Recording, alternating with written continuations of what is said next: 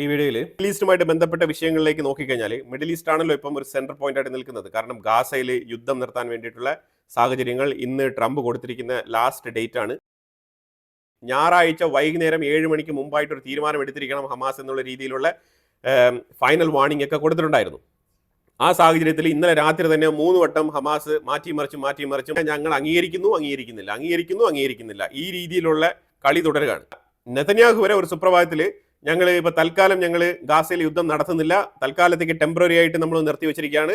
Hamas ഈ ഒരു proposal അംഗീകരിച്ച ആ ഒരു അവസ്ഥയിൽ ഇസ്രായേൽ വെടിനിർത്തൽ എന്നുള്ള രീതിയിൽ ഒരു താൽക്കാലിക വെടിനിർത്തലൊക്കെ കൊണ്ടുവന്നതായിട്ട് ഒരു ട്വീറ്റൊക്കെ നെതന്യാഹു പബ്ലിഷ് ചെയ്തിട്ടുണ്ടായിരുന്നു. എന്നിട്ട് പിന്നീട് അത് പുള്ളിക്കാരൻ പിൻവലിക്കുകയാണ് ചെയ്തത്. കാരണം എന്താണ്? ഈ ഹമാസിൻ്റെ ഉരുണ്ടുകളി. അപ്പോൾ അതുകൊണ്ട് വ്യക്തമായ തീരുമാനം എടുത്ത് ഇന്ന് വൈകുന്നേരത്തിനുള്ളിൽ ഉറപ്പിച്ചൊരു തീരുമാനം ഹമാസ് എടുക്കേണ്ടതുണ്ട്. അപ്പോൾ അതുകൊണ്ട് ജസ്റ്റ് വെയിറ്റ് ചെയ്തിരിക്കുകയാണ്. അപ്പോൾ ഇന്നലെ രാത്രി കൂടി ഗാസയ്ക്കുള്ളിൽ ഒരു ആക്രമണം ഇസ്രായേൽ നടത്തിയതായിട്ട് പറയുന്നുണ്ട്. അതുപോലെ ഇന്നലെ ഡേ ടൈമിൽ ഒരു ഏരിയയിൽ കുറച്ച് ഹമാസ് തീവ്രവാദികൾ അമ്യൂണിഷൻസ് അതേപോലെ വെടിക്കോപ്പുകൾ അങ്ങോട്ടും ഇങ്ങോട്ടും കൈമാറി കടത്തുന്ന ഒരു സാഹചര്യത്തിൽ ആ സ്പോട്ട് കൃത്യമായിട്ട് ടാർഗറ്റ് ചെയ്ത് അവിടെ അറ്റാക്ക് നടത്തിയിട്ടുണ്ട്. അത് ഇന്നലെ. അതായത് ഇതെല്ലാം തന്നെ ട്രംപും നെതന്യാഹുവും കൂടി ചേർന്നിട്ട് വൈറ്റ് ഹൗസിൽ ഈ ഒരു 20 പോയിന്റുള്ള ഈ ഒരു പീസ് അക്കോർഡ് പ്രപ്പോസ് ചെയ്തതിന് ശേഷമാണ് ഈ ആക്രമണങ്ങളൊക്കെ നടന്നിരിക്കുന്നത്.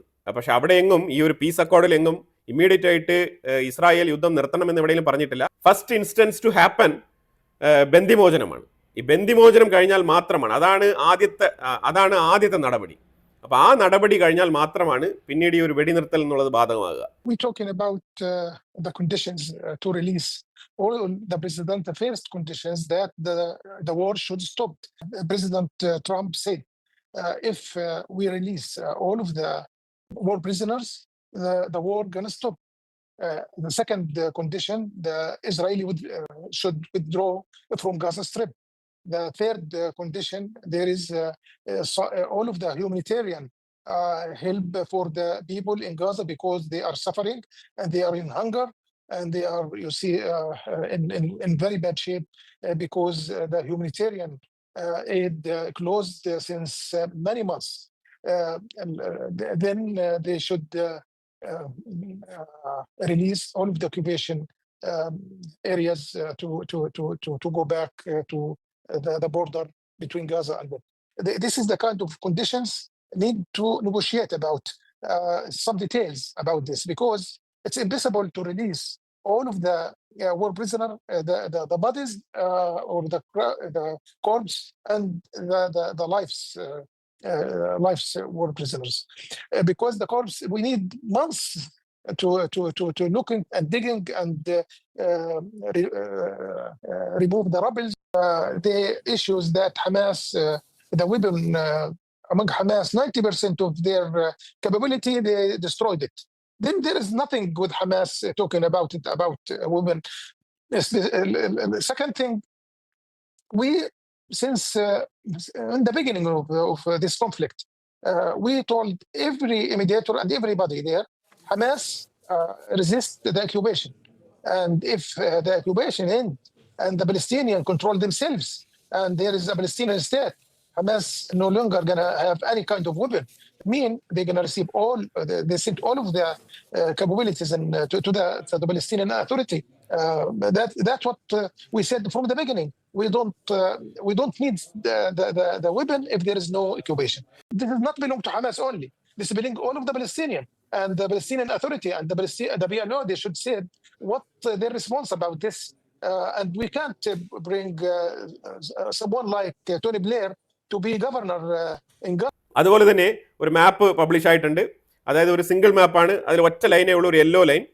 ഇപ്പം നിലവിൽ ഇസ്രായേൽ ഗാസയ്ക്കുള്ളിലുള്ള ആക്രമണം നിർത്തിവെച്ചിരിക്കുകയാണ് താൽക്കാലികമായിട്ട്. ഇപ്പം നമ്മൾ കാണുന്ന ഈ ഒരു മാപ്പിൽ യെല്ലോ ലൈൻ ഇല്ലേ, ഈ യെല്ലോ ലൈൻ എന്ന് പറഞ്ഞു കഴിഞ്ഞാൽ അങ്ങ് അറ്റം മുതലുണ്ട്. നിങ്ങൾ നോക്കിക്കഴിഞ്ഞാൽ നോർത്തേൺ സൈഡിലാണെന്നുണ്ടെങ്കിൽ ഒരു 3-3.5 കിലോമീറ്ററോളം ബഫർ സോൺ പോലെ ഇങ്ങനെ തിരിച്ചിട്ടുണ്ട്. അതുപോലെ നേരെ തിരിച്ച് സെൻട്രൽ ഗാസ ഭാഗത്തൊക്കെ വരുമ്പോഴത്തേക്കും അത് ഏതാണ്ട് 2.5 കിലോമീറ്റർ ആയിട്ടൊക്കെ ചുരുങ്ങുന്നുണ്ട്. പിന്നെ അത് കഴിഞ്ഞ് താഴോട്ട് വന്നു കഴിഞ്ഞാൽ ഈ റഫാ ബോർഡർ അതുമായിട്ട് ബന്ധപ്പെട്ട ആ സൈഡിലൊക്കെ വന്നു കഴിഞ്ഞാൽ സൗത്ത് സൈഡിൽ വന്നു കഴിഞ്ഞാൽ ഒരു 6-6.5 കിലോമീറ്ററോളം ബഫർ സോൺ ഉണ്ട്. അപ്പോൾ ഈ യെല്ലോ ലൈനിൽ പുറകെ ഇത്രയും സ്ഥലം റിസർവ് ചെയ്ത് വെച്ചിരിക്കുകയാണ് IDF. അപ്പോൾ യെല്ലോ ലൈനിൽ ഉള്ളിലും ഇപ്പം IDF ഉണ്ട്. ഹമാസ് വരുന്ന 2-3 ദിവസങ്ങളിൽ ഇസ്രായേൽ ബന്ദികളെ മൊത്തത്തിൽ മോചിപ്പിച്ചു കഴിഞ്ഞാൽ ഇസ്രായേലിൻ്റെ IDF ആദ്യത്തെ നടപടിയായിട്ട് ആ യെല്ലോ ലൈനിൻ്റെ പുറകിലേക്ക് വരും.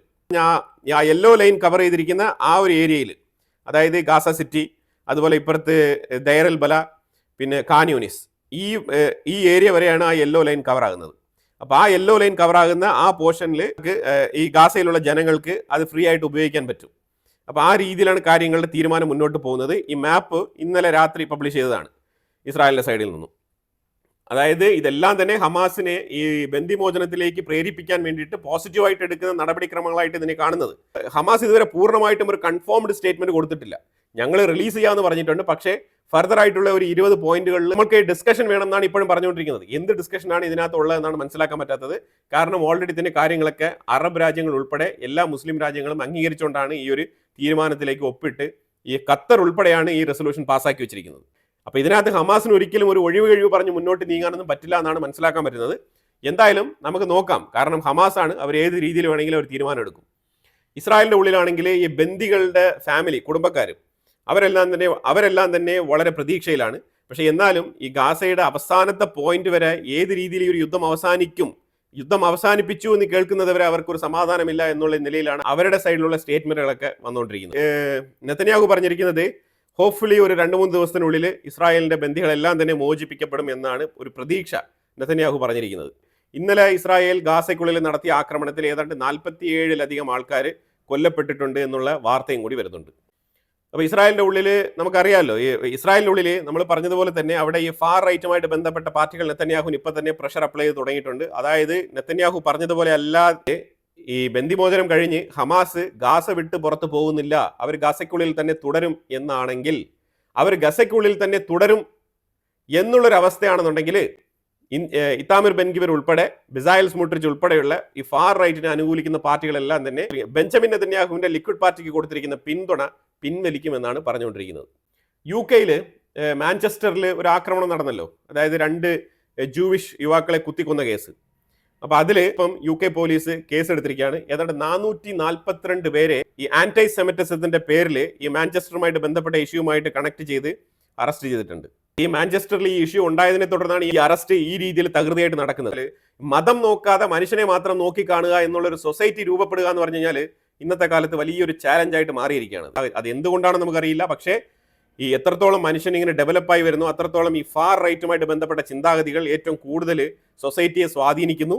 അതിനൊരു പരിധിവരെ ഈ സൊസൈറ്റിയുടെ ആ ഒരു ഡെവലപ്മെന്റും ഇക്വാലിറ്റി പ്രോപ്പറായിട്ട് ഡെലിവറി ചെയ്യാൻ പറ്റാത്ത രീതിയിലുള്ള ഭരണകൂടങ്ങളായിരിക്കാം. ഇക്വാലിറ്റി കൃത്യമായിട്ട് ഡിഫൈൻ ചെയ്ത് ഡെലിവറി ചെയ്യാൻ പറ്റാത്തതിൻ്റെ ഭരണകൂടങ്ങളുടെ പരാജയമാണ് വിരോധങ്ങൾക്ക് വഴിവെക്കുന്നതായിട്ടാണ് മനസ്സിലാക്കാൻ പറ്റുന്നത്. പൊതുവിൽ ഇങ്ങനെ പല പഠനങ്ങൾ ഇങ്ങനെ വന്നിട്ടുണ്ട്. ഈ ഫാർ റൈറ്റ് എന്ന് പറഞ്ഞ ആ ഒരു സംവിധാനം ഏറ്റവും കൂടുതൽ ശക്തി പ്രാപിക്കുന്നതായിട്ട് നമുക്ക് കാണാൻ കഴിയുന്നത്. ലൈബർമാൻ എന്ന് പറഞ്ഞ വ്യക്തി, ലൈബർമാൻ എന്ന് പറയുന്നത് ഈ കോൺഫ്ലിക്റ്റുകളെ കുറിച്ച് പഠനം നടത്തുന്ന ഒരു വ്യക്തിയാണ്.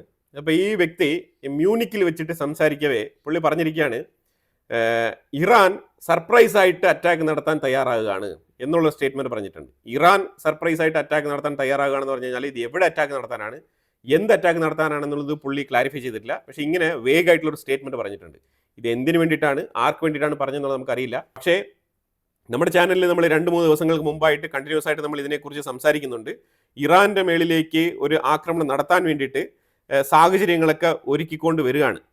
അമേരിക്ക ആയിക്കോട്ടെ, അതേപോലെ തന്നെ അമേരിക്ക ആയിക്കോട്ടെ ഖത്തർ ബേസിൽ എയർക്രാഫ്റ്റുകൾ ഇറക്കി വെച്ചിട്ടുണ്ട്. അതുപോലെ ഇസ്രായേലിന്റെ സൈഡിൽ നിന്ന് തുടരെ സ്റ്റേറ്റ്മെന്റുകൾ പുറത്തു വന്നുകൊണ്ടിരിക്കുകയാണ്.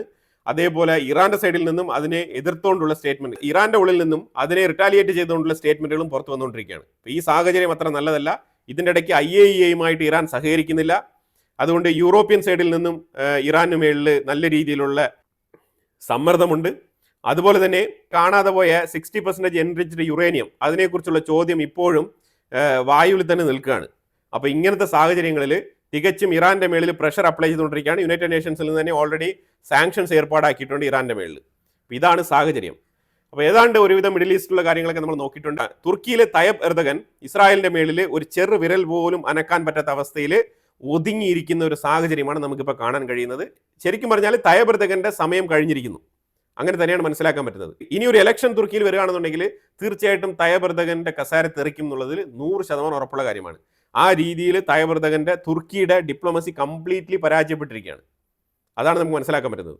ഇപ്പോൾ ഈ ഇസ്രായേൽ ഗാസ യുദ്ധം അവസാനിക്കുന്നതോടുകൂടി തയ്യബ് എർദഗൻ സൈഡ് ലൈൻ ചെയ്യപ്പെടും. അതിൽ യാതൊരു മാറ്റമില്ല. അത് എല്ലാ രാജ്യങ്ങളിൽ നിന്നും. ഇന്ത്യയുമായിട്ട് തുർക്കിക്ക് പ്രശ്നമുണ്ട്, ഗുഡ് റിലേഷൻഷിപ്പ് അല്ല. ചൈന ഓൾറെഡി തന്നെ ഒതുക്കി വെച്ചിട്ടുണ്ട്. ഇപ്പോൾ ഇതാ അമേരിക്കയെ മാത്രം ഡിപ്പെൻഡ് ചെയ്ത് നിൽക്കുന്ന ഒരു സാഹചര്യത്തിലേക്ക് തയ്യിബ് എർദോഗൻ തള്ളപ്പെട്ടിരിക്കുകയാണ്. മിഡിൽ ഈസ്റ്റ് രാജ്യങ്ങളും ഇപ്പം തയ്യിബ് എർദോഗനെ മാറ്റി നിർത്തും. യൂറോപ്പ് ഓൾറെഡി തന്നെ മാറ്റി നിർത്തിയതാണ്. ഇപ്പോൾ റഷ്യ എടുത്തും പോകാൻ പറ്റത്തില്ല, കാരണം നാറ്റോയോടൊപ്പം ചേർന്നുകൊണ്ട് റഷ്യയ്ക്കും എതിരെയാണ് തയ്യിബ് എർദോഗൻ പല സാഹചര്യങ്ങളിലും നിലപാട് പറഞ്ഞത്. പിന്നെ ഡിപ്ലോമാറ്റിക് റിലേഷനെ സംബന്ധിച്ചിടത്തോളം സിറ്റുവേഷൻ എപ്പോൾ വേണമെങ്കിലും മാറി മറിയാം. പക്ഷേ നിലവിലെ സാഹചര്യം തുർക്കിക്ക് അനുകൂലമല്ല, പ്രതികൂലമാണ്. അപ്പോൾ എന്തായാലും കുറേ ഇമ്പോർട്ടൻ്റ് ആയിട്ടുള്ള വിഷയങ്ങളാണ് നമ്മൾ ഈ വീഡിയോയിൽ ഉൾപ്പെടുത്തിയത്. ഇതിനെക്കുറിച്ചുള്ള അഭിപ്രായങ്ങൾ കമന്റ് ബോക്സിൽ രേഖപ്പെടുത്തുക. കൂടുതൽ വാർത്തകളുമായിട്ട് അടുത്ത വീഡിയോയിൽ വരാം. Thank you so much.